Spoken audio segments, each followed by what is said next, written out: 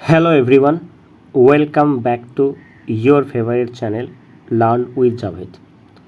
আশা করি প্রত্যেকে ভালো আছো এবং সুস্থ আছো এবং প্রত্যেকের পড়াশোনা খুবই ভালো চলছে। তোমরা জানো 13th সেপ্টেম্বর থেকে তোমাদের ফার্স্ট সেমিস্টার এক্সাম স্টার্ট হতে চলেছে এবং তোমাদের এই যে এক্সামটা হবে সেটা কমপ্লিট এমসিকিউ বেসড ওএমআর পেপারে এক্সামটা হবে তোমাদের। এখানে তোমাদের 35 কোশ্চেন্স থাকবে এবং তোমাদেরকে 35 কোশ্চেন্সই করতে হবে আর তার জন্য টাইম থাকবে 1 ঘন্টা 30 মিনিট। তো এখন তোমাদের এক্সাম যেহেতু সামনেই সেই জন্য তোমাদের এখন যেটা করতে হবে সেটা হচ্ছে অবভিয়াসলি তোমাদের প্রত্যেকের সিলেবাস কমপ্লিট হয়ে গেছে, তাই তোমাদের জন্য আমরা তোমাদের এক্সাম ওরিয়েন্টেড এমসিকিউ সেট নিয়ে হাজির হচ্ছি। আজকে আমাদের ডে 8-এর ক্লাস। প্রত্যেক দিনের ক্লাসে আমরা 15 থেকে 20 এমসিকিউ ডিসকাস করছি। আজকের ক্লাসেও আমাদের এমসিকিউ আছে, অনেক ইম্পর্টেন্ট এমসিকিউ আছে। তোমরা প্রত্যেকটা কোশ্চেন্সকে দেখো কিভাবে আমরা সলভ করছি। আমাদের এই সিরিজটার ইম্পর্টেন্সই হচ্ছে তোমাদেরকে এক্সামে ম্যাক্সিমাম কোশ্চেন্স কমন দেওয়া এবং আমরা এই ক্লাসটা কন্টিনিউয়াস চলছে আমাদের। এই ক্লাস থেকে কিন্তু তোমাদের সমস্ত কোশ্চেন্স পরীক্ষাতে পড়বে। এই ক্লাসের বাইরে কিন্তু কোনো কোশ্চেন্স তোমাদের পরীক্ষায় পড়বে না। যারা যারা এখনও পর্যন্ত ডে 1 to 7 ক্লাসগুলো দেখোনি তারা অবশ্যই ক্লাসগুলো দেখে নাও। চলো আজকের আমরা ক্লাস 8টা কমপ্লিট করব। অবশ্যই তোমরা কিন্তু পেন অ্যান্ড পেপার নিয়ে রেডি থাকবে। চলো, আজকের প্রথম প্রশ্ন যেটা রয়েছে তোমরা স্ক্রিনের মধ্যে প্রত্যেকে দেখতে পাচ্ছ। কি বলেছে কোশ্চেনটা? বলছে ভূপৃষ্ঠ থেকে একটি কণাকে কে গতিশক্তি দিয়ে অনুভূমিকের সঙ্গে 45 ডিগ্রি কোণে নিক্ষেপ করলে গতিপথের সর্বোচ্চ বিন্দুতে কণাটির গতিশক্তি কত হবে? দেখো, নর্মালি আমরা গতিশক্তি সমান কি জানি বলো তো? কে সমান আমরা জানি সেটা হচ্ছে হাফ mv²। ঠিক আছে, এখন একটা জিনিস লক্ষ্য করে দেখো এখানে কি বলেছে। এখানে বলেছে যে অনুভূমিকের সঙ্গে 45 ডিগ্রি কোণে নিক্ষেপ করা হচ্ছে। তাহলে অনুভূমিকের সঙ্গে 45 ডিগ্রি কোণে করছে মানে অনুভূমিক যে উপাংশটা সেটা কি থাকে? সেটা হচ্ছে cos থিটা। তাহলে এখানে থাকবে তোমার, আমরা এখানে লিখবো এরকম হাফ m, এটা লিখবো v cos 45 তার হোল স্কোয়ার, এটা আমরা লিখবো। ঠিক আছে, তাহলে আর একটা জিনিস লক্ষ্য করে দেখো, তাহলে এটা আমাদের আসছে কত? এটা হাফ mv², আর এই cos 45-এর মান কত? 1/√2, তার স্কোয়ার হচ্ছে মানে এটা হয়ে যাবে হাফ। তাহলে এই যে পুরো পার্টটা, এই পার্টটাই তো কে, মানে এটা। তাহলে আমাদের কি আসছে? এটা আমাদের আসছে k/2। তাহলে k/2 আছে কোথায়? দেখো অপশন ডিতে আছে, sorry option B. So option B is the right answer. তাহলে আমরা এটা পেয়ে গেলাম কি, সেটা হচ্ছে k/2। খুব ইজি কোশ্চেন ছিল দেখো। তাহলে আশা করি এই কোশ্চেনটা তোমরা প্রত্যেকেই পেরেছো। ঠিক আছে, চলো নেক্সট কোশ্চেন চলে যাই। নেক্সট কোশ্চেন কী বলছে দেখো।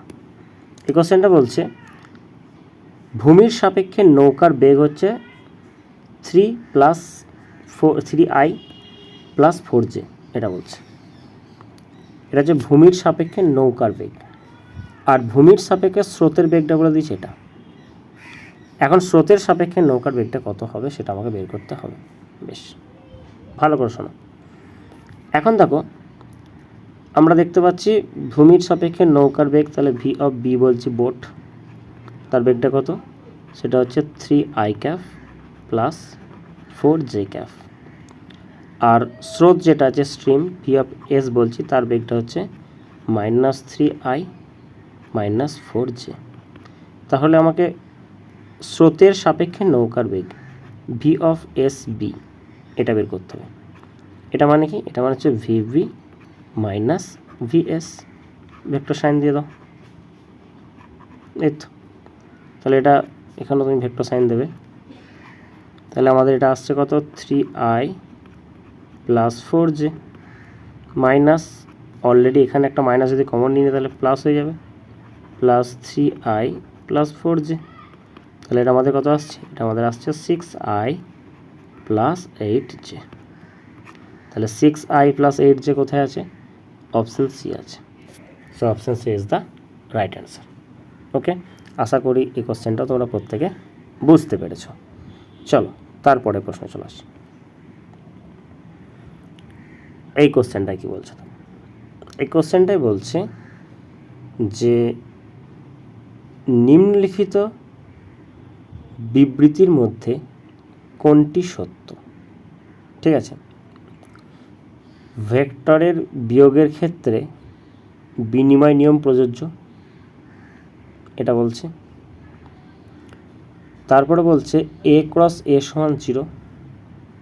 ওকে, দেখো এ ক্রস এ সমান 0 ভেক্টরের বিয়োগ নিয়মের ক্ষেত্রে বিনিময় নিয়ম, এটা কিন্তু প্রয়োজ্য নয়। এ ক্রস এ সমান 0 এটা কিন্তু কারেক্ট। বাকি দেখি আর কিছু আছে নাকি। আমার আর কিছু দেখার দরকার নেই, কেন বলো তো? কারণ দেখো অপশানের মধ্যে দেখো 1 2 3 4 কোনটা সত্য হবে সেটা বলেছে। তাহলে আমরা জানি কি এ ক্রস এস 0, তাহলে definitely option B is the correct. দেখো যদি এ ডট এ করি তখন কি হয়? তখন হচ্ছে এ স্কোয়ার হয়।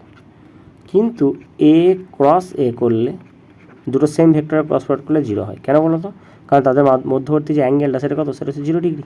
তাহলে আমি যদি এ ক্রস এ মানে কি আমরা লিখতে পারি কি এ সাইন থিটা, তাহলে সাইন 0 হয়ে যাবে এটা। তাহলে সাইন 0 ভ্যালু কত? 0, তাহলে এটা হয়ে যাচ্ছে।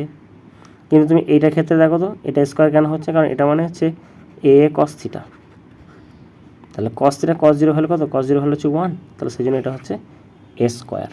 ওকে, আশা করি কোশ্চেনটা তোমরা প্রত্যেকে বুঝতে পেরেছো। চলো নেক্সট কোশ্চেনে চলে যাই।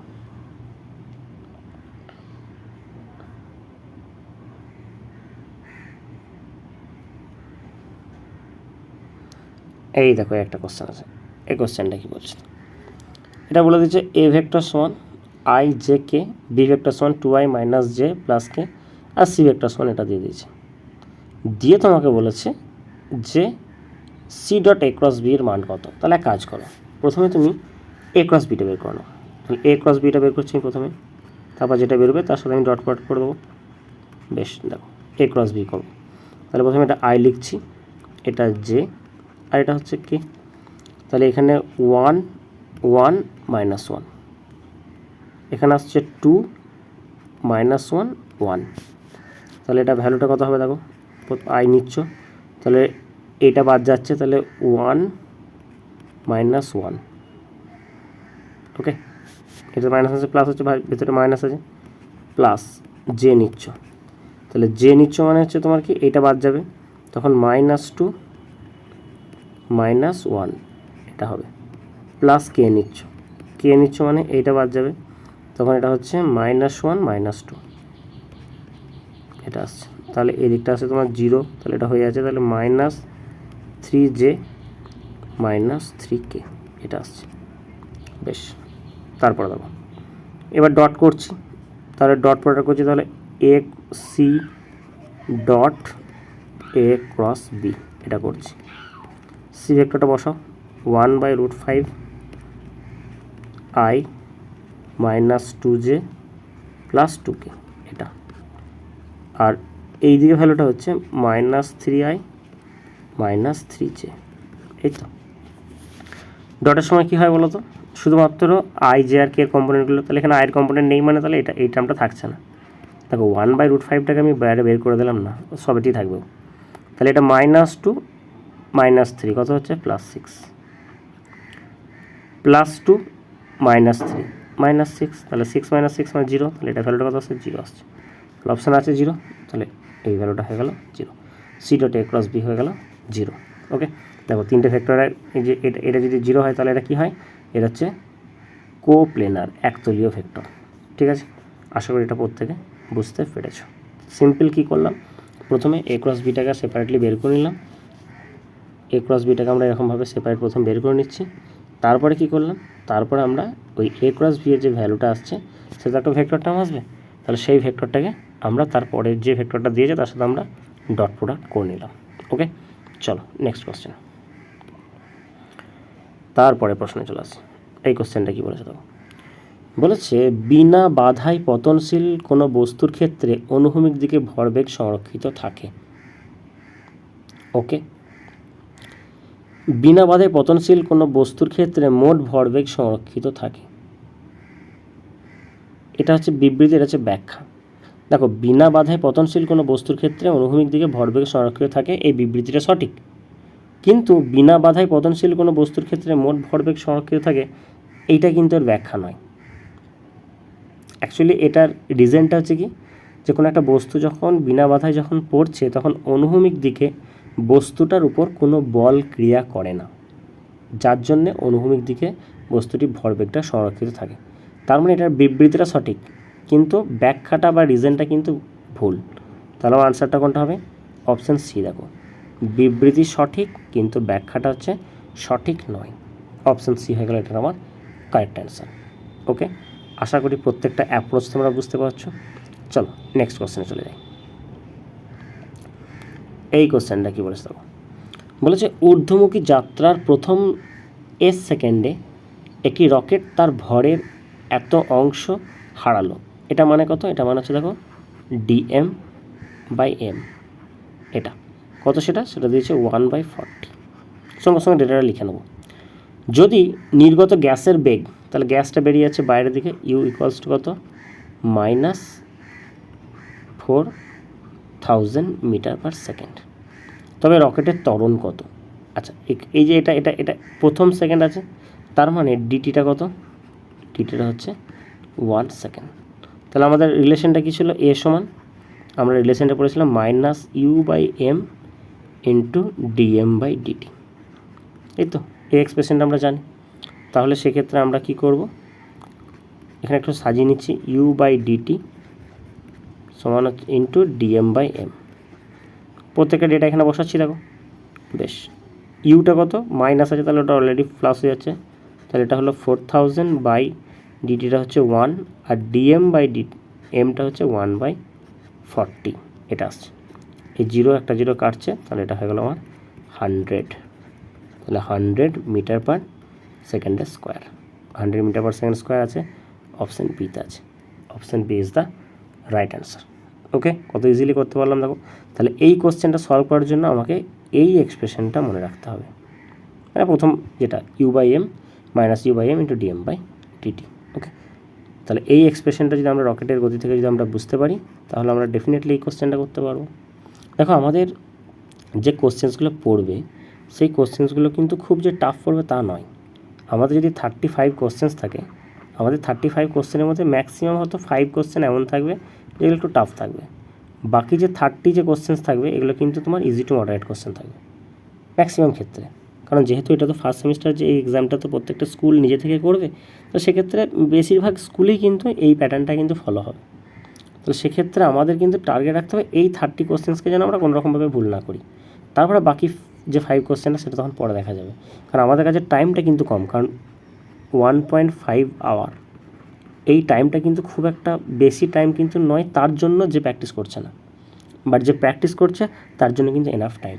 এবং প্র্যাকটিস অবভিয়াসলি তোমাদেরকে এমসিকিউ প্র্যাকটিস করতে হবে, ওএমআর সেটা তোমাদের এমসিকিউ প্র্যাকটিস করতে হবে। কারণ প্র্যাকটিস তোমরা যদি না করো, তাহলে কিন্তু এই টাইমটা তোমাদের জন্য কিন্তু যথেষ্ট নয়। ওকে, চলো বেশ, তারপরে চলে আসি।